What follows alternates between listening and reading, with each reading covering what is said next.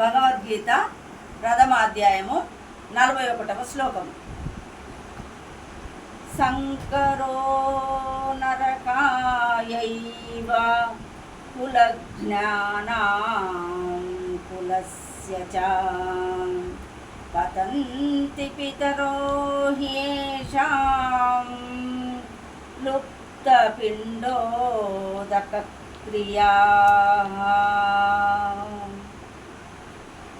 సంకర అట్టి అవాంఛనీయ సంతానము నరకాయ నరకవాసమునకు ఏవ నిశ్చయముగా కులజ్ఞానం కుటుంబమును చెరచువారికిని కులస్య కుటుంబమునకును చ కూడా పతంతి పతితులగుదురు పితరః పితృదేవతలు హి నిశ్చయముగా ఏషాం వారికి లుప్త లోపించిన పిండ ఆహారము ఉదక నీరు క్రియ కర్మలు.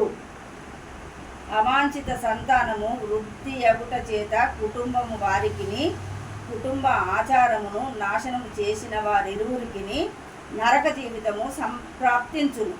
పిండోదక క్రియలు సంపూర్ణముగా నిలిపివేయబడుటచే అట్టి అధర్మ కుటుంబములకు చెందిన పితరులు పతనము నందుదురు. భాష్యం. కర్మకాండకు సంబంధించిన విధులను అనుసరించి వంశములోని పితరులకు నియమానుసారముగా పిండోదక ప్రధానముతో పితృతర్పణములు చేయవలసి అవసరము గలదు. విష్ణువును ఆరాధించడం ద్వారా ఈ పిండోదక ప్రదానము జరపబడును. ఎందుకనగా విష్ణు భగవానునికి అర్పించిన ఆహారమును ప్రసాదముగా స్వీకరించుట చేత సమస్త పాప ఫలములు నశించును. కొన్ని మార్లు పితరులు వివిధ రకాల పాప ఫలితములను అనుభవించుచుండవచ్చును. మరికొన్ని మార్లు వారికి తిరిగి స్థూల దేహము లభింపక భూత ప్రేతములుగా సూక్ష్మదేహము నందే బలవంతముగా నిలుపవలసి వచ్చును. కానీ వారి సంతానము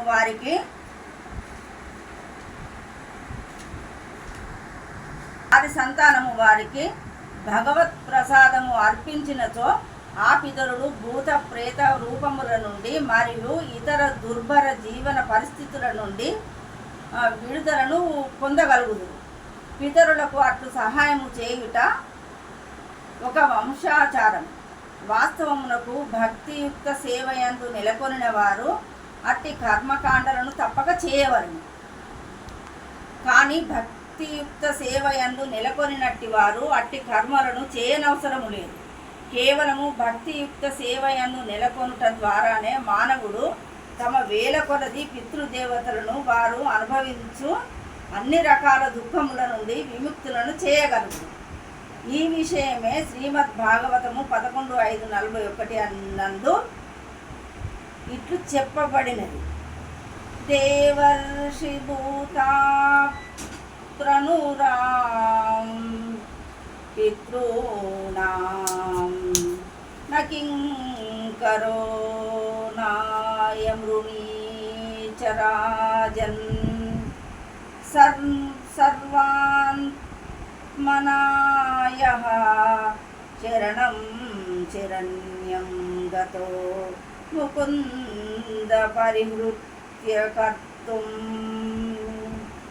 సమస్త ధర్మములను విడిచి ముక్తి నొసగేడి ముకుందుని పాదార విందములను ఆశ్రయించిన వాడు మరియు తాను చేపట్టిన భక్తి మార్గమునందు పూర్తి శ్రద్ధను కలిగినట్టి వ్యక్తికి దేవతల పట్ల, ఋషుల పట్ల, కుటుంబం పట్ల, పితృదేవతల పట్ల ఎట్టి విధులు కానీ బాధ్యతలు కానీ లేవు.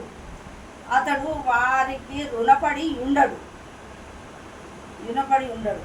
దేవాది దేవునికి భక్తియుక్త సేవ చేయుట ద్వారా అట్టి బాధ్యతలన్నీ సహజముగానే నిర్వర్తింపబడును. జై శ్రీకృష్ణ.